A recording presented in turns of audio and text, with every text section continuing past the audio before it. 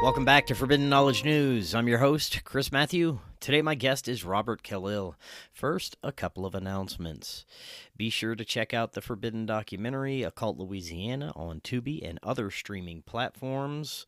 If you'd like to help with our upcoming film fundraiser, we have links in the description. Anything is greatly appreciated. You can also visit supportfkn.com. Check out our new show. It happened May the 4th. It's available on YouTube and all podcast platforms. We'll have a new episode out by the weekend. Also, get yourself a Rokfin premium membership. You'll get access to all our premium content and all the premium content from every creator on Rokfin. Just go to rokfin.com/FKN+. Also, if you listen through audio, download our episodes through Spreaker, our podcast provider that is always free for you. Finally, booking guests for July. If you have suggestions or you'd like to be a guest, email me, forbiddenknowledgenews@gmail.com. Today I want to welcome back to the show Robert Kalil. He is host of the Typical Skeptic podcast, which is a non-biased exploration of ufology, secret space, hidden history, conspiracy, and the nature of reality. Robert, welcome back. How you doing? Hey, Chris, good to see you, man. I'm so happy to be back. I love these shows we do together, and I'm really excited to get into whatever we're gonna talk about Oh, today. yes, man. Always a fun discussion. Today is another delicious conspiracy buffet. And I guarantee in a world of rancid, dirty conspiracies that this buffet is prepared with many years of research, experience, common sense, and without being tainted by the glamorous world of doom and gloom, sensationalism, and your everyday bullshit. At least, we will tell you straight up, we know nothing here. We're not here to provide the answers, but maybe serve up some information that might lead you to question everything. Now, before we dig into this delicious information, Robert, remind the audience all about yourself and your show. I'm the Typical Skeptic podcast everywhere, mostly on YouTube and Rumble, and then I have a small presence on Rokfin too. But mostly I post on YouTube and Rumble, and then I'm trying to build up my audio presence as well because for some reason audio is a lot better, monetization wise. It seems like so. I'm really trying to hammer the audio. That's on Spreaker. Like I know you're on Spreaker as well, and then I'm also on like Spotify and Apple Podcasts and all that. So I'm really trying to drive home the audio for some reason. Well, yeah, that's exactly what we ended up doing, especially when we saw the censorship coming on YouTube. We're not on YouTube anymore. I made a new channel that has a small following that we put clips on, but we keep it as safe as possible. But we saw the writing on the wall, so we started just pushing everybody to the audio podcast. So far, it hasn't been messed with, I believe, to a scale that the video platforms have been, and I'm hopeful that it won't be, but we'll see. But how is YouTube treating you? Are you still monetized on there? Are you getting dinged? For now, I mean, it's. I call it I'm walking the YouTube tightrope. Like I post some shows, and I feel if I get a feeling from them, I'll take them down right away, and I'll post them on Rumble. It's kind of weird, like because I'm not even sure what exactly they're looking for. I know that if something goes like real deep into conspiracy, or if it's real like bad or something like not bad like we would think, but I'm trying to think in the eyes of how YouTube would think, then I'll automatically take it down, and then I'll post it on Rumble. I'm trying to, like I said, it's like walking a tightrope, and you can't see what's ahead of you. You just kind of have to guess at what they're gonna try to strike and what they're not. And so far it's been good, but I mean, you never know. I could be taken down tomorrow, or I know what I'm dealing with. You know what I mean? It's a monster. It's Yeah. I don't know. Well, what's happened is it seems like they've started to allow certain types of conspiratorial content more on YouTube, and they're still censoring the quote-unquote medical misinformation and things about COVID. Probably political things are getting censored heavily right now, but there are certain woo-woo and conspiratorial topics that are being allowed more than others, I believe, because it's the landscape now. Everything has been flooded with so much bogus information and people presenting the quote-unquote conspiracies that are coming out new every day have become very troublesome, to say the least. We're in a land of doom and gloom scrolling to the max. This is what attracts attention. This is what gets people popular. This is where people are going to find a lot of the information, is the darkest and doomiest content creators putting out information that they went and watched someone else's video and repeated. And this is an unfortunate trend that we're seeing right now in this landscape a lot. There's people that aren't doing their due diligence and their research. They're just bouncing off of other people's ideas and research, and it's becoming this horrible game of telephone in a very short amount of time. All they need is one or two voices that have a lot of popularity, that carry a lot of weight, and then the rest of the quote-unquote community does the rest. It spreads like wildfire, and before you know it, there's so much bad information being spread in this community that it just becomes irrelevant, and the battle's won on their side. So we're in a very dangerous time when it comes to information and how it's being presented, and it's unfortunate that people are focusing on such of the dark side of things right now and still being drug into material aspects that will never matter in their lives, like politics. How do you feel about everything unfolding? No, I feel the same way, and I feel like what I'm seeing in like the, like, if you want to call it like the UFO or starseed or whatever spirituality, not it's, I guess that meshes with the conspiracy community, but like the starseed UFO community, it seems like they pick out certain people that they want to have a voice, and they'll let those people get to like 100,000 subscribers, and then next thing you know, these people are saying they're channeling stuff from the Galactic Federation, and it's like, and then people like glean onto that stuff and they believe it. And meanwhile, there's like channels like Journey to Truth just got taken down off YouTube. They no longer have a YouTube. Ivan Teller, he's like a channeler. He got taken down off YouTube. So it's like it's really it's really strange. Like it's I don't know how to battle it or what. I try to put out people who have good information, like people like Laura Eisenhower, Tony Rodriguez, like but I also get people sometimes who are like, they're kind of like, it's like iffy, but it's like, it's hard to tell because I don't vet everybody that I put on my show, but I try to do my due diligence. You know what I mean? But one person I noticed that is real good is Ryder. I like Ryder's information. He seems to do a lot of good research. Oh yeah, Ryder's great. He's very skeptical when it comes to a lot of this information, which keeps him very grounded. I don't agree with a lot of the directions that he is headed recently, but I do think that he is overall bringing a lot of information to light that needs to be brought to light. And when it comes to people in this secret space community, I tend to shy away from this community just because of the amount of people who have infiltrated it for their own monetary gain, for their own fame, to get notoriety, whatever reasons. And I don't normally call out anyone in these realms, but I just saw a post on Facebook the other day that was so blatantly faked and obvious, and it was from one of these individuals, and I'll say it. Have you had Ishmael Perez on your show? I have a story about that. I did have him on back in the day, but that was when I was interviewing like the Elena Danan people, and they got mad. And so like there was I stopped interviewing both of them. I stopped having Elena Danan on my show. I stopped having Ishmael Perez on my show because like they were fighting each other, and I was like, neither of you can prove what you're saying. And then what I was thinking like and then there's like the David Wilcox and the Corey Goods too. Yes. I mean, they didn't do anybody any favors for like the SSP. Well, there's community. some very interesting information coming out on that side as well about the Wilcox crew and some of the things that he was involved with.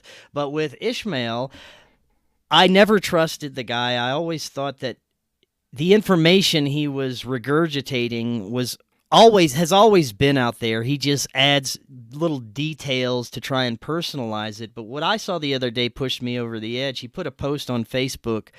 I forgot what country he's in, but it's a picture obviously out of a hotel window, and he's framing it as UFOs in the skies, and they're very uniform, aligned. And then they have this other picture with this huge, massive, I mean, the whole city would have been freaking out if it was real. Like, it would have been all over the news. It was this massive, like, saucer thing out of the window. But to the trained eye, when you really look at it, you can see that it's just reflections of the inner lights of whatever hotel he's at that he is saying is UFOs. And it's so obvious. The more you look at it, it becomes more and more obvious. He is trying to tell us that the reflection of the lights behind him in a hotel that he is at is an invasion of UFOs coming in. And he had, I don't know how many thousands of likes and comments like, "Oh my God, thank you for this information. This is amazing. They're coming." So many people buying into it. They had a few like me that are like, "Hey guys, look, this is a reflection of the lights in, it's obvious. You can see where the light is shining off of the window. You can see that it's obviously a light fixture and not a UFO." And these people are, thousands and thousands of people are buying into it. And I just had to comment. I'm like, please just realize this is a fraud. This guy is trying to feed you fake information. All you have to do is study the photo for 5 minutes objectively, and you will see that it is indeed just a reflection. So this guy's still going on podcast and doing hour-long YouTube videos about the Galactic Federation and secret space and all these things he's involved in. Well, if he will intentionally go to the links of faking UFOs in the sky by framing it that these lights behind me are friggin' UFOs, if he goes to that links to do that, how much else is this guy lying about and just feeding horrible, bad information out? Because it gets him popularity, it gets him notoriety, it gets him on podcasts. It probably gets him paid for speaking at conferences and YouTube monetization and everything else that's happening. These are the most dangerous people in this community, man. These people that are leading people to believe things because it benefits them and no one else. No one else. Even though... Yeah, can I say something? Yeah, once people glam onto that stuff, they get so defensive about it. If you try to tell them it's wrong, they'll be like, "Fuck you, no." And I'm like, "No, dude, like, you don't understand. This is not real." Like, and I trust you more than I trust him. Like, I trust your judgment. And because I don't even know him, to be honest. I had him on like a year and a half ago or something, and I just didn't really, I don't know, something didn't like click there with me with him. So like, but yeah, it's like, I don't understand why people glam onto this stuff and then they fight for it so bad. I guess they want it to be because true, there's a lot of good information in it, because people are repeating and regurgitating information that possibly has a level of truth to it. And there are individuals that I do believe have genuine experiences in these realms.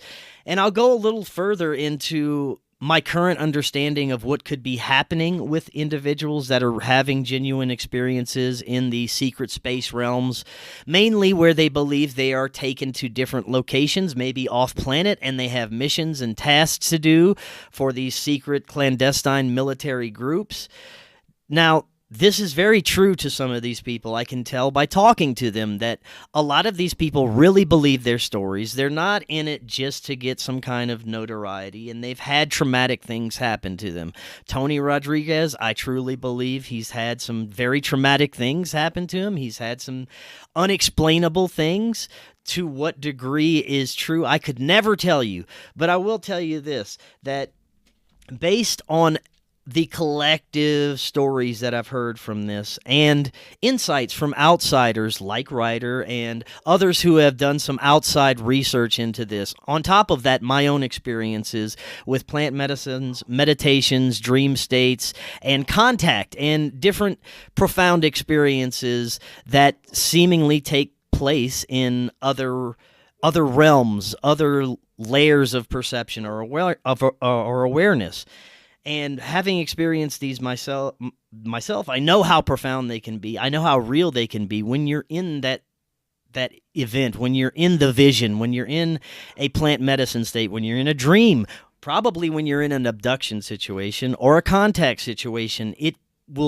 Your entire reality becomes all encompassing with what this experience is, and it is more real than real life.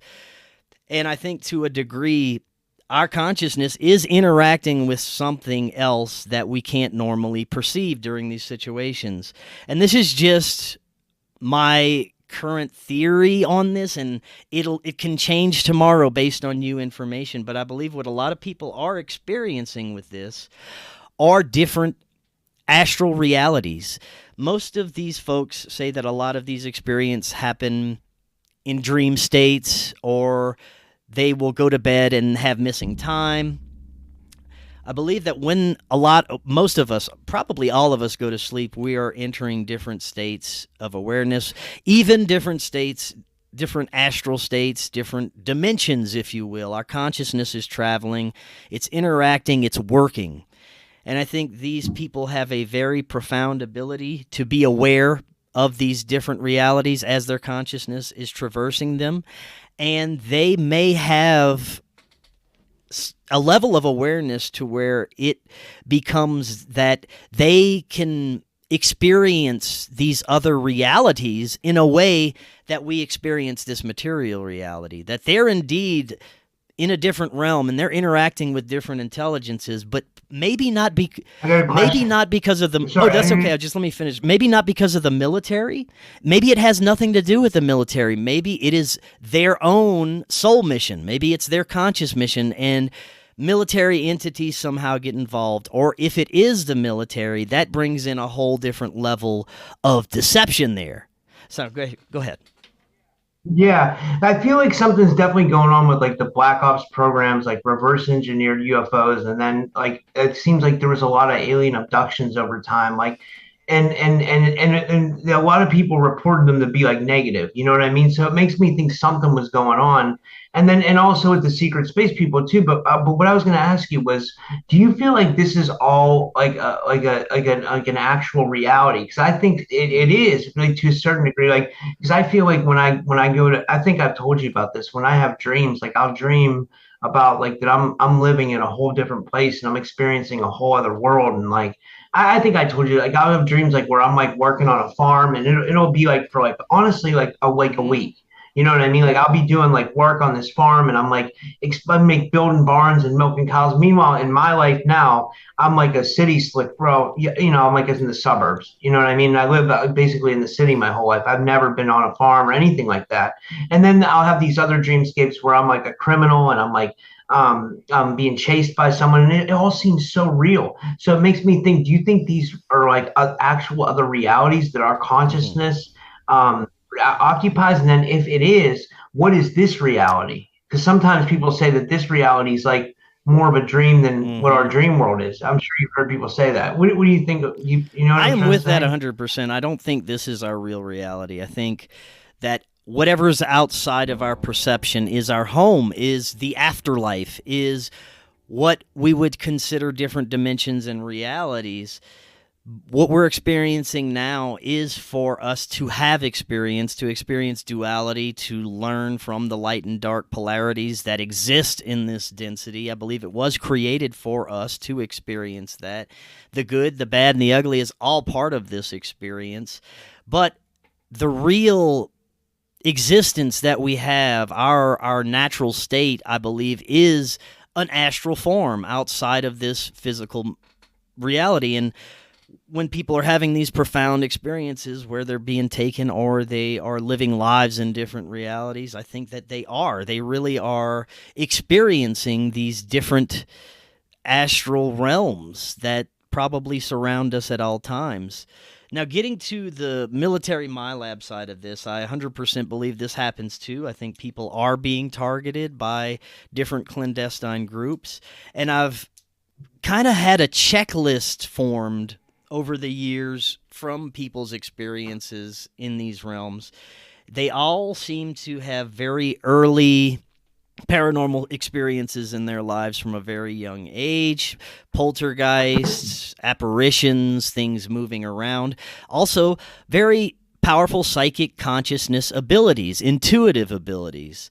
These people usually have military families or family members that are high level in the military. Later on, a lot of these people are offered, strangely enough, jobs in high-level positions in either aerospace companies or branches of the military or three-letter agencies somehow. That's not across the board, but some of these people are that I've spoken to.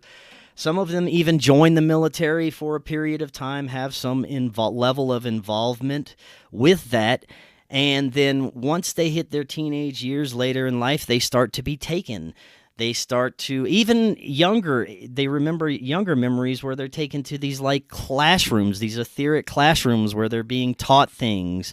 Some of them are being tortured and raped and being used for DNA experiments. There's all a spectrum of horrible to not so horrible things that are occurring with these military types of abductions and interactions. But the main theme is the folks can never truly remember what happened. It's very dreamlike, and there are often extraterrestrial beings involved with some of these abductions, and they seem to be ongoing. So that's a very interesting aspect to all of that. Yeah, I don't know what it is. Crazy, right? I like one of the researchers I really like is James Bartley. He seems to he's pretty grounded, and he talks a lot about reptilians, but he brings it in a way like where he like ties it into the military and stuff like that. Eve Lorgan I think is a good one too. I like having them on, but where was I going with this? It seems like yeah, I don't know what people are accessing. I wish I wish it's not like we're given like a blueprint of this reality. So it's like we have to try to figure all this stuff out. And I guess it's what's so hard is like, like none of us have proof. You know what I mean? Like we're very, very rare people. Some people have proof, right? But like it's very rare. Like they don't let you come back from these astral streams, and like they don't let you bring proof. And if you get abducted, you're never allowed to have proof. If you know what I mean. So it's so hard, and I think that's what happens in our community. It's like everybody's trying to prove that they're right about something, and then we none of us have proof. So everybody ends up arguing with each other, and I'm like, we're arguing is the wrong thing. Like it's not getting us anywhere. The people who control us aren't arguing. They're very uniform in the way that they control us and the way that they make us us perceive our reality. So if we could be a little bit more organized and we couldn't fight with each other, maybe we could present our ideas kind of like how you and I are now.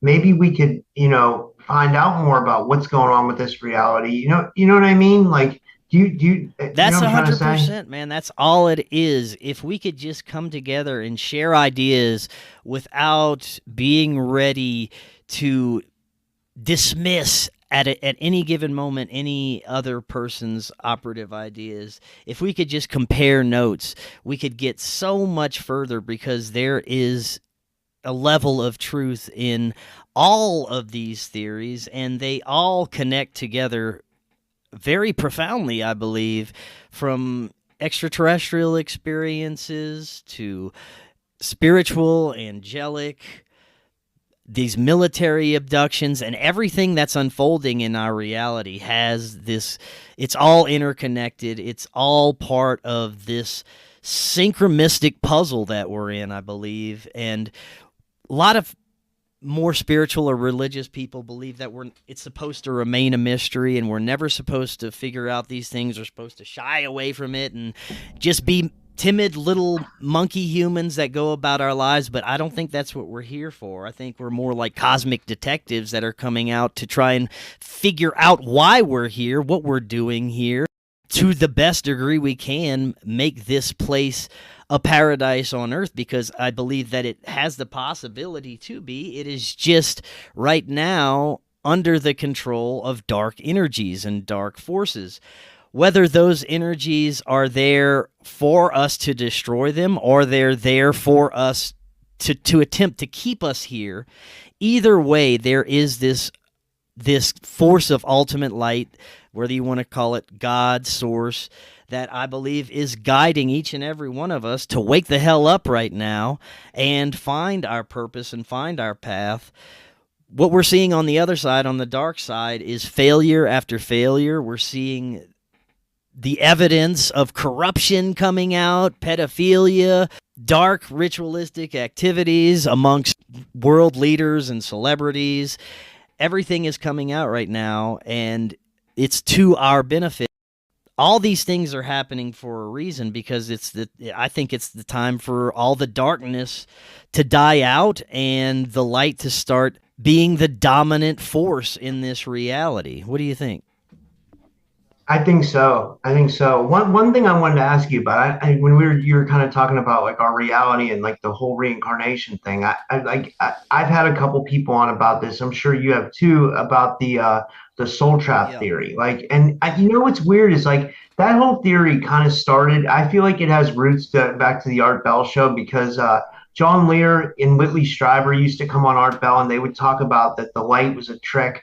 And that, they would say not to go to the light. And then now more and more researchers, you have like Isabella Green, and I know Mark from Forever Conscious Research talks about it. And there's a lot of other people that talk about this soul trap, that like we're here, that we're trapped on like a prison planet, and that we're being recycled and used as batteries, and that it's like a never ending thing. And everybody seems to have like a different idea as to how to get out, or some people think we're doomed. But like, do you have an idea? Do you have a theory on the whole soul trap thing? And do you think it's like I have to go the positive route on this, just because of where I'm at in my life. I used to heavily consider the soul trap, that we're being recycled into this archonic louche form, that negative entities control the material reality and just feed off of us. Yeah, and that's all there is. No, I don't think so.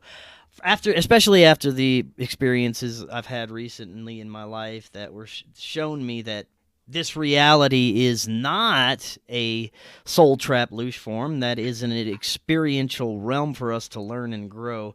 And from what I've learned through those experiences is that all is from source, that source created everything, even the bad, even the good, and it's all for us to learn and grow from. And that reincarnation is definitely a thing, and I've seen my past lives. I've seen how many thousands of times and possibilities that I've been here trying to figure things out. But what I also saw this time is the answer to getting home, and that is your path. And my path was through Jesus. My path is through God, and that was my ultimate birthright. But there's many paths. You can get there through Buddha. You can get there through Krishna. You can get there through any of these, but you have to have an ultimate belief in something that is the afterlife. And if you don't have that, then for me, I didn't have that, and I kept coming back looking for it, and I never was able to find the answer for so long until now. I found it. I found that God is the Father. This is my home, and I get to go home now as long as I do this mission, stick with my path, and don't divert, and don't lose this ultimate belief, because this belief is the key to getting back home. So being recycled here is all about learning what's your path home. And hell doesn't exist, but it exists if you make it. This realm can be hell. This realm is hell if that's what you make it. If you live your life negatively, that is the worst that it will ever get for you. But it's all about your perception. If you start to transmute things and live your life in a positive way, this realm can be a paradise. And I think that's what the idea is for all of us, to come to that realization. Stop participating with the negative polarities. Turn towards the light. And even the darkest of the lizard people have this ability to transmute and do this. That's why I don't think that destroying them all and killing all the pedophiles and evil people around the world is the answer. I think that everyone has the ability, or should have the option, to go home. And yes, everyone should face consequences for all the evil actions that they did, and they will. But what we're experiencing now, I've seen, is an opportunity for the collective to go home, at least those that are on the right side, that are on the light side, that aren't on the dark side. And even the scaly lizard people have an opportunity if they change their ways and completely repent. And I've seen all this through multiple visions, and I truly believe that this is not a soul trap. This is our experiential realm, and it can be hell on earth if we make it that, but it can also be a wonderful thing. But we have an option to go home at any time and all times, and we have the option to come back and help others go home at any time. I noticed you mentioned Jesus. Like, what made you like start, or did you just like start embracing Jesus? I mean, I believe he was a real person. I just have like, I'm conflicted about it, but I'd love to hear like what you've thought about it, because I really like respect your opinion. Yeah, so, like, it's a long story, man. It's if the audience wants to hear the full complete story, go listen to episode 1 of It Happened May the 4th. But I'll break it down very briefly and quickly for you. I grew up in a very Catholic, Christian, dogmatic home.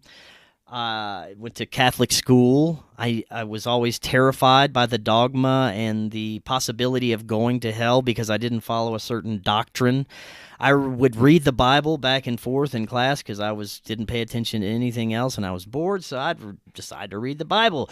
The Old Testament was really terrifying for me, and I'd read it over and over just to try and get a sense of how this can be a loving God that is portrayed in this. And then we get to the New Testament when Jesus came along. I really was drawn to this. I was drawn to the Jesus character and what it stood for and what it meant, and the book of Revelations as well, and the possibilities with this. So that always stuck with me. I ended up falling out of any spiritual or religious beliefs for the longest time and fell into the matrix, into sleeping land for a very long time because that dogma really terrified me, and I didn't want to have anything to do with it.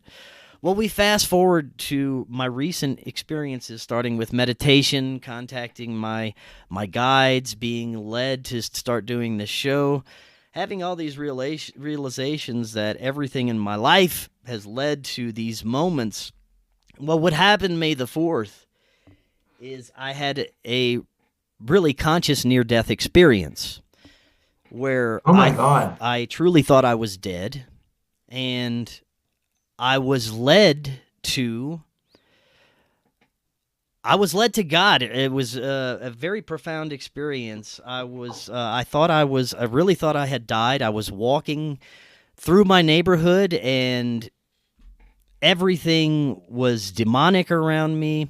Like I said, go back and listen to the full story to get a full idea of this, but it was the most profound experience I had in my life, and I was going through a life review.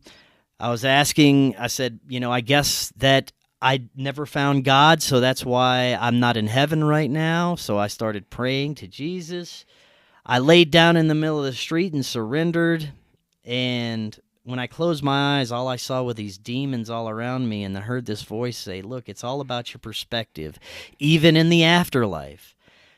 And as I thought about that, I looked at the stars, and they were beautiful. And I'm like, man, this can't be hell because, these stars are so beautiful. And I heard this voice say, look for the light, but with your eyes closed. And I got up, and I'm looking around, and I still see these demon faces around, but I turn in a certain direction. I see this bright light in the distance as my eyes are closed. And I'm like, I guess I got to walk towards that light. And I start walking in that direction, and it brings me directly to a house that had this massive welcome sign, and it was lit up more than any other houses in the neighborhood. And I'm thinking, all right, I'm dead. This house is either the doorway to heaven, or I'm going to knock on this door, and they're going to bring me to hell, the authorities in hell, and I'll talk to the devil about everything. I'm going to give him a piece of my mind. Either way, I'm ready for it. So I decided to go ring this doorbell, and it ended up being a preacher, and I didn't know this at the time, and he asked to pray with me, and I told him, I think I'm dead. He's like, no, you're here. Shake my hand. You're not dead. And I'm like, well, I must be in a coma or something. He's like, well, why don't you just pray with me? And I didn't know he was a preacher at the time, so I start praying, and I just start crying, man, and I start feeling all these incredible feelings. And he ends up taking me home, and like I wasn't dead. I end up when I realized when I got home, I'm not dead. Oh my God. And that changed everything in my life. And I just had this realization that God led me. God is real. He led me there. So if that's real, what else is? And I spent the next few days, I met with this preacher, and I had 2-hour-long conversations about everything. And I came to realize that, yeah, he saved me, but I have some messages for the Christian community that they need to hear, and that's basically the dogma needs to go. The organization and the level that of control that the church has needs to go. The idea that we're going to hell when we die needs to go. The idea that there's no reincarnation needs to go. The ideas that keep a lot of Christian folks in a box and experiencing the beauty of life, they really have no place here because it's based on an old control system. It's based on evil. And I just started to get all these downloads and realizations of why I've been doing this the whole time, why I've been doing this show, the messages that I'm supposed to be bringing to people. And it has to... What's that? And it has to include now my knowing that there is a God and I was led to God. And it doesn't have to be this whole dogmatic, hallelujah, praise Jesus, ridiculous idea of what a connection to God is. A connection to God is what we all have and we don't realize it. That voice in all of our heads saying, don't touch that hot thing, be careful. That's God talking to us at all times. We all have this connection, and we try to make it so dogmatic and mysterious and woo-woo that people are afraid of it, but there's nothing to be afraid of. It's all love. It is pure love, and anything beyond that is what we need to try and avoid at all costs and come closer to that ultimate love. And like I said, if you want to understand more about the series of events that led to that, go listen to It Happened May the 4th, episode 1. But I have more peace in my life now than I ever had. That's amazing. That's an amazing story. That's an amazing experience that you were able to have. Like, one thing I remember Gerald used to say that he thought that Jesus was thought, that this being like stuck around over time to like help humankind, in different incarnations. I can and get stuff down like with that, man. I think that, this Christ consciousness appeared in different beings throughout time. And the best part about all of this, you've talked to Frankie Fearless, right? Mm-hmm. So I love what he has to say about this part. And I say it all the time. People probably get tired of me saying this, but he's like, when JC came down the first time, he tried to get people to understand these concepts, and he got killed for it. But guess what? This time, God's going to send down like 1 million JCs, and there ain't going to be no way to stop all of us, because we're all going to have this Christ consciousness, and we're all going to bring that awareness, and it will be impossible for failure this time. Yeah. And do you think that's what's happening with like this spiritual awakening, kind of? Like that? I do. It seems like it, right? Wow, this is an amazing story. Were you on like a psychedelic journey when this happened? And the psychedelic journeys were just a part of everything I had been doing. I had started to be able to lucid dreaming. My meditations were going off the charts. I'd be having these day visions. I no longer do psychedelics anymore. That was the last experience I've had, besides my wedding, where we each had a little bit of sacramental tea with the whole wedding party, which was a wonderful time. But I know I'm going to be growing mushrooms for other people to have, but I don't need them anymore because my connection was solidified through this event. I can now pull the information I need directly through a conversation with Source. And I'm so very grateful for that. And that's not to say occasionally I might not go visit with a little bit of psilocybin journey in the future. But as for this seeking that I was doing, there's no longer any need for that. I've gotten the answers that I need for now. There's always more answers. I'm never going to know it all. It's impossible for anyone to. But for this mission, for where I'm going, I've got my blueprint, and I no longer need to go so deep into these other realms to find the answers. I found what I ultimately the main tool that I need to navigate the rest of this physical reality and stick with my mission. And it's just two pieces of information. It's just stick with your information. You're a messenger. You need to bring awareness of all the things that I talk about every day, but mainly that God is love. Love is the answer, and that is what we all need to be heading towards. And that we need to stop focusing on all the negative things that are trying to distract us in this world.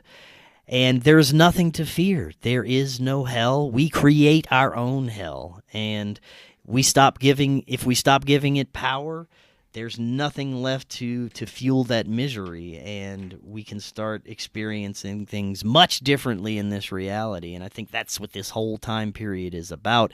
We're going to go through some growing pains. It's going to be tough, but the main message is to stay strong and have no fear, because this is the idea behind it all. You think this COVID thing happened because the elites and globalists wanted it to? No, sir. This was something much larger than some evil people trying to take control of the world. This was a greater force that is trying to end the world as we knew it. Not the entire world, but the darkness, to destroy the darkness in this world that has been feeding us and controlling us and keeping us trapped within ourselves, is dying right now. And it's putting up a fight because it doesn't want to die.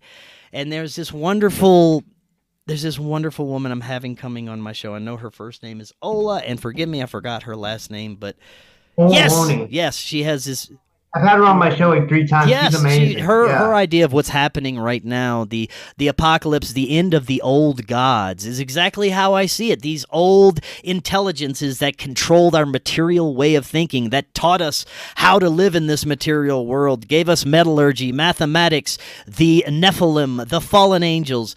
Those guys are going away now, because we no longer have need for these material things where we're going in this incarnation. I think it's all going to fall away. This new earth thing that a lot of these spiritual people talk about, man, for the longest time, I'm like, y'all are crazy. This is some woo-woo BS, but I see it now. I see the possibility of us creating this utopian reality just because the old ways are indeed dying. I agree 100%. What I was going to say, where was I going with that? I had a brain fart. Oh, speaking of the old gods, did you see Billy Carson was on Rogan? Billy's coming on again on my show in a couple of weeks. That's amazing. And what that makes me think is that, like, people are starting to take things that, like, not maybe me and you, but like things in our community are being said more seriously. You know, and that means a lot. Because if Rogan has his ear open to it, I used to think that Rogan might have been like an alter agent or something like that. But I think he has good intentions. I think he plays the game well, man. I think he does. He's really trying to get some of this alternative information out there in the only way that he can. He's got to play ball some ways, but until I get further information, I do dig what he's doing. Yeah, I agree. He's bringing a lot of good UFO people on and stuff like that. And it seems like he's genuinely interested in the phenomena like we are, you know, and I guess he's had an interest in it for a long time, you know? So it's like, but did you watch, did you happen to catch Terrence Howard on there too? That was like, that was deep. That was past me. Like, I'll admit, like, I wasn't aware, but like one thing that he mentioned was that like that we're in like a Goldilocks zone where there's life. It seems like where a certain part of the universe with the sun creates a Goldilocks zone where it enables life to be born or something like that. I thought that was interesting. So that makes me think, was there life in other parts of the world or you know, other parts of the universe? Maybe some places that don't need sun, or, you know, I wonder how other beings function on other planets. Well, this is the thing I struggle with, man, is the physical life existing beyond Earth on other planets. So far, we have very little evidence of this, and how can you trust anything that NASA says based on the previous deception that we know about? How can you trust anything our government is coming out with about UFOs? I trust people's experiences, people's genuine experience. That's why I love having experiencers, abductees on, and it's half and half. Like half will swear that this is a very physical thing. These beings are real. They're coming here, and I feel them touch me and stick things in my butt or whatever they're doing. It's it's a very physical thing. And then the other half, no, it's etheric. It's in our consciousness. We're being taken. And here's where I'm at with that. I have to lean towards the etheric because of my experiences. Whenever I have such a profound experience where I'm interacting with this cosmic deity under the effects of plant medicine or a deep meditative trance, and I'm in it, it's more real than this reality. It seems very physical. It seems like I could touch this thing and I can feel it and I can feel everything around me. And when I'm experiencing that, that is the ultimate reality to me. But when I wake up or come back from the vision, it seems like a dream, and it seems very unreal and very mystical, and it's hard even to remember at times. So I wonder if that's what's happening. People in these experiences, it's so real and physical, but when they come back, it's more of a dream state. And earlier you were talking about the evidence, physical evidence. Well, we do have implants. We have the alien implants from folks, and oftentimes it's very interesting what happens whenever we do surgically remove some of these things. They appear to be just amorphous pieces of unidentified metal at times, or it will have identified pieces of metal mixed in with some elements that may not be so common. But the interesting thing is it looks like it just melted into something that has no use or it no longer tangibly available to get any information from. And this, you know, it freaked me out when Daryl Sims told me. I think it was Daryl Sims. He said that some of these implants, like when they look at them, they're encased by a biological cocoon or something. There's like some kind of biological agent housing the implant thing, which I thought was strange. Well, this is even more strange. It seems the observer effect affects these artifacts and the quote-unquote evidence that we could possibly have. So I've heard of folks that have x-rays or will look at it through some sort of MRI machinery, some sort of medical machinery, and it'll look a certain way, but when they actually take it out, it turns into something different. Also, when people are having these etheric experiences and they're having these surgeries done by extraterrestrials and implants, they will show them the object and it looks completely different. It's like this transmitter. It's got all this technology in it, but when it's taken out, it melts down into this little piece of rock. Well, you think back at the ancient tales of the fae and fairy experiences where they'd go into these realms and be given fairy food, and when it comes out it sticks and dust, or the baby's taken and when they go to check on their child it's just a collection of rocks and sticks, and these things like transmute into different things, but they are no longer what they originally were in these realms. So could it be this just profound metaphysical experience where these intelligences can shapeshift and make you see what they want to see? Or is it that we cannot bring what's in these realms into this material realm because it will not be the same? It's very interesting. One other thing I was going to say that we have about physical evidence, and again, I can't verify this because it's never happened to me, and I've never tried it on anybody either. So, you know, take this with a grain of salt. But when I had Daryl Sims on the Alien Hunter, he said that when he was dealing with abductees, he found something called alien fluorescence. And what it was he said if someone's touched by the Greys, within 24 hours, they'll emit some kind of weird fluorescence on their skin. And he said the way you find this out is you run a blacklight over their skin. And I was amazed at this. And then he told me the story that this woman found out that she had this fluorescence all over her body, inside her private parts. Like it was like, you know, and that freaked me out to no end. And I was like, if that's real, I don't know. I don't know. I don't know. I can't say it is because again, it's never happened to me. I don't have proof of this. It's just something he was, he told me. But what's weird is he's had like years of like working with abductees. So obviously I don't think he would, I don't know. It's not like he's trying to sell. No. I don't know. No, what I don't happens know, is a lot of these folks get into an obsession point where it's hard for them to see outside what they've already focused on. Daryl, he believes it's all a very negative, malevolent experience that's happening, and he's laser focused on that, so it's probably difficult for him to see any of the other sides of this. But what's interesting about grays and these physical seeming extraterrestrials, this is where the physical part could come in for me, is that they are some kind of biologically engineered creations to house the intelligence or conscious of these interdimensional beings. Maybe they're non-corporeal, and the only way they can physically interact is if they somehow construct these gray extraterrestrial or other types of physical extraterrestrial beings. Now, how do they do that if they're non-corporeal? Our military, they get people in high levels of our military black projects to develop these biological entities, and then somehow they are able to house these intelligences like walk-ins or possession, if you will. That's just where I'm at. I don't have any idea, but it seems feasible that maybe that could be the thing. I know, because it would be really cool if there was really Nordics and reptilians. Like, I don't know if there is, but I was wondering, I was like, how does a praying mantis fly a spaceship? You know what I mean? I mean, unless they're doing it with their mind, they Here's don't another have interesting thing. Hands or whatever. The tall whites. You hear about the tall whites a lot, right? And you also hear about the extra land theory, that this planet could be a lot bigger, and maybe there's just different species of humanoids beyond what we, the ice wall or whatever.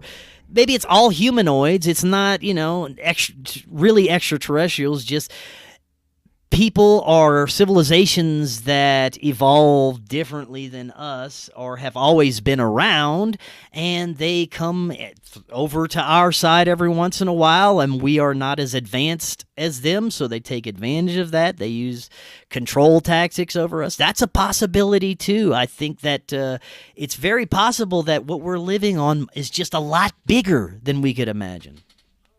Oh, there's this dude. His name's he's a flat earther, but he shows a lot of what he calls proof. His name's Italian PNC on. I know it doesn't sound like a name, but on YouTube, and he has the flat Earth maps. He always shows them. He'll show like a flat Earth map, and supposedly these are all territories outside of this ice wall. But what was weird was Brad Olson was on my show, and I'm sure he's been on your show. But when he showed me pictures of Antarctica, and he said there's no ice wall. But I don't necessarily believe that completely, because I think Antarctica is so huge, and Brad only probably saw part of it. Brad saw so like a little inch, like a millimeter of Antarctica. Yeah. Yeah. So do you think that there's something that could be there? Like, because I think it's weird that there's a no flyover, right? You can't fly over it or something like that. That is true. There's a certain parts that we are not allowed to fly over. As far as I know, there's some sort of Atlantic Treaty or something like that. But again, this is one of those things that unless we have someone that can physically go there themselves, that is not controlled opposition in any kind of way, we would never know. But you have to give some credence to the stories like Admiral Byrd's diary. I think that there may be some levels of truth to this. Whether it was altered any time after it was written, I couldn't tell you. But I think that there has to be some level of truth when it comes to the technology that the Nazis had access to and were utilizing, whether it was from extraterrestrials or they just had some brilliant aerospace engineers that were developing this stuff. I lean towards more it was probably channeled from other intelligences, like that they were able to reverse engineer and create some of this exotic technology. Now, I can't say for sure that Admiral Byrd encountered aliens or other beings at the entrance of the North Pole, but the possibility that it encountered some sort of exotic tech that was remnants from the Nazi regime is feasible, especially when you see the UFO invasion type scenario that occurred shortly after that over the White House, which is very interesting. So the 52 flyover, right? It's all something that it seems like we get bits and pieces of information that lead us to only have more questions about everything, and this is constantly occurring throughout our lives. Yeah, I know. It's insane. I wonder if we'll ever know, if there's like what's in the Hollow Earth. Like, I'd love to, that's another thing. Like, because what was strange about the Admiral Byrd thing is there's the whole Nazi side of the Admiral Byrd thing. Then there's another story of Admiral Byrd where supposedly he went to Hollow Earth and he encountered some kind of beings. Like, so I don't know what he was doing. Like, maybe he did all that. Maybe he encountered Nazis and then he went to Hollow Earth too. Or you know, he was definitely in Antarctica. So who knows, right? But I mean, I'd love to know if there was what's in an Earth. I'm fascinated with it. I remember there was this guy that came on Art Bell back in the day. His name was Dallas Thompson, and what he was going to do is he had this like mini helicopter type vehicle, and he was going to use it to fly into the Hollow Earth. He was trying to get like sponsorship money on the Art Bell show about it. It never worked out, but because I tried to follow up on it to see if he ever did an excursion to Hollow Earth, but it never. Oh, these things never work out, man. Brad's been trying to organize another expedition. I know other people who attempt after attempt try to go to places like Antarctica and are never able to make it through various red tape reasons or whatever, but I don't know, man. There's a lot of mysteries that surround that. Now, I want to go back to what we're experiencing now in this period of time, and depending who you talk to, this is the worst time period we're in. We're in the apocalypse, and it's all falling apart, and everything is doom and gloom. And I ask the question, is it really? Can we look back 50, 100, 200, 1,000 years and honestly say that things were better then? I mean, are we still actively just going around killing people for their land? And I'm not talking about our military. Of course, our military and our governments do that. But your normal, everyday people, we're a little bit more civilized than that. We are not conquering countries. We are not torturing people anymore on a regular basis.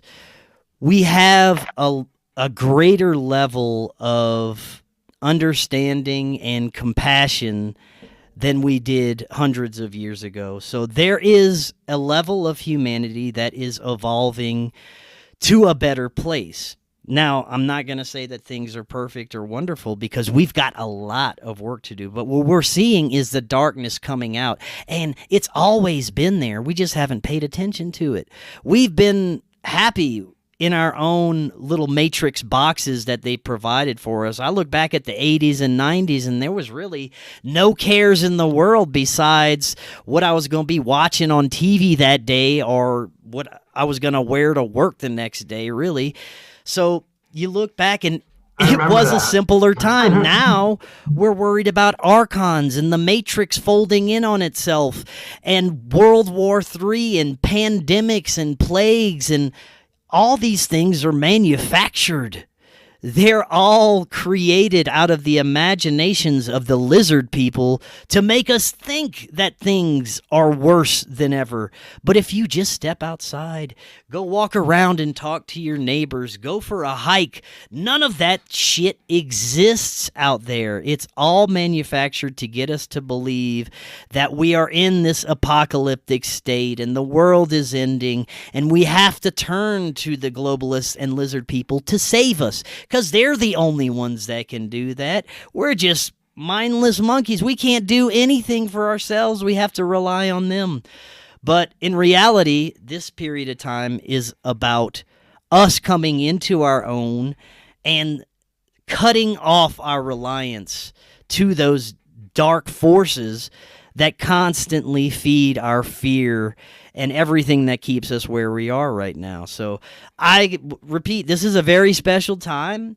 And the more that we can come out of that grip of fear and the concern for anything in this material realm that doesn't serve us, the better things are going to get collectively. And it's happening. It may not be happening at the speed that some of y'all want it to, but it's happening, and I have hope for it. What do you think? I was going to say, do you think there's a place where we can exist with like technology and embrace technology, but at the same time be like spiritual and like and well, you know think what about I mean? it. Like, If our friends were computer programmers that had the knowledge to an ability that some of the best mainstream programmers in control of this technology now, if we could get our people in there to reteach AI, to reprogram all the things that don't serve us, because most of the technology we interact with now does not serve humanity at all. It is for the glory and to bring power and wealth to those that are already in power and wealth and keep us stupid as fuck, to keep us confused and buried in information that does not serve us. So if we could take over technology, imagine what we could do. We could have those med beds. We could have all these things, the instantaneous travel. We could have healing modalities. We could be able to understand aspects of ourselves in the universe that are kept from us through technology right now. So I do believe that technology is there for the right side to harness, and we can do amazing things with it. It's in the hands of some shitty people right now. I agree. There's one guy. I'm sure you might have had him on your show. I mean, his name's Tom Palladino. Yeah. He's working with what he calls scalar energy. I think there's some promise to that. It seems like, you know, all of this, the quantum realms, the frequencies, sound healing, sound modalities. All of this is keys to our future. It's keys to unlocking what these energies and intelligences and everything that surrounds us that we can't perceive, I believe, is sound, frequency, and vibration. And this is the key to 0-point energy as well. And there's people that are starting to see it, man.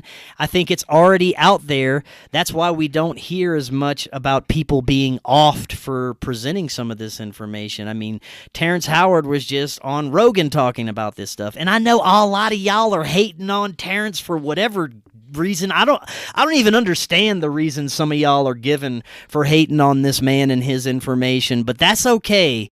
We each have our own ideas and understandings, but I think that there's something to what he's saying, and that we each and every one of us have a piece of this cosmic puzzle that we got to bring to the table. We just got to start presenting it and stop blocking off each other's ideas and understandings and just start coming together, like you said earlier. Yeah, because I think it's like you said, we're in a mass awakening. I heard you talk about this, and I've witnessed it too from my show. Like the people that are coming on, it's like people are becoming psychic, people are becoming healers, the veil's thinning, people are just experimenting with plant medicine, people are, you know, starting to work outside the normal 24/7 matrix, you know, type reality. You know, people are having more ET experiences, or, you know, interdimensional experience, astral experiences, whatever you want to call it. People are having UFOs fly above their house. I mean, like, it seems like it's all happening, and it seems like it was meant to be now or something. Like there's like, this is like you said, a special time on Earth. You know, it's really like, it's, if you look back 20 years, it wasn't nowhere near like this. Like kind of like the stuff that Art Bell was covering, which is like, I know things kind of progress over time, but I still think there's something more special. Like things have like really ramped up over the past 20 years. It seems like, you know, like the paranormal and all that. I don't know. I think we are in the apocalypse, just not the biblical understanding of it. It's just an unveiling of the realities and everything that lies beyond our perception. Even the darkest of what we face on a daily basis that we didn't even realize 10 years ago is just being shown to us. It was always there. All this stuff has always been there. We're just realizing it now. We're becoming aware of it more and more. And it's like I said, I think the more darkness we become aware of, it's going to be difficult for people to navigate through it. But like I said, you just have to have that faith in that there's something on the other side. There's something guiding us all to this place where we can exit the quote-unquote matrix. And like Ola says, we can get rid of those old gods that have us trapped in these old materialistic ways of thinking. I think it's a new era we're coming into. I like that. I like that a lot. Well, but real quick before we go, I was going to say, did you want to? I wanted to ask you about your wedding. I saw the pictures on Facebook. It looks like it was an amazing day. I saw you were with Brandon, with your beautiful wife, and then you were with Brandon from Expanding Reality, and I think Stephen from BG Cast, and some other friends. Can you talk about it? It just seemed like it was really amazing. It was. We didn't want to have in any way your ordinary wedding, so we decided to go to the top of a mountain in the wilderness, invite some of our closest friends, and have a beautiful ceremony in the river with our feet in the river. And the wonderful Brandon Thomas officiated. We had Ken Swartz, CEO of C60 out there, Stephen from BG Cast, Cory Hughes. Oh, there was a few others that I'm probably not able to recall right now, but it was a wonderful experience. All of Jennifer's wonderful friends and family were there. And we ended with a ceremonial plant medicine psilocybin tea experience that about 8 people had wonderful realizations, and it was a beautiful experience overall. That's awesome. That's really cool. Wow, that's really cool. Now, I just got to say, like, how do you make the psilocybin tea? Like, I got to try this. Like, is it? Do you just extract the mushroom from the? No, I just grind up the mushrooms in a coffee grinder. Then I put them in a little, I don't know what it's called, these little balls you put your tea in. I don't know, tea balls.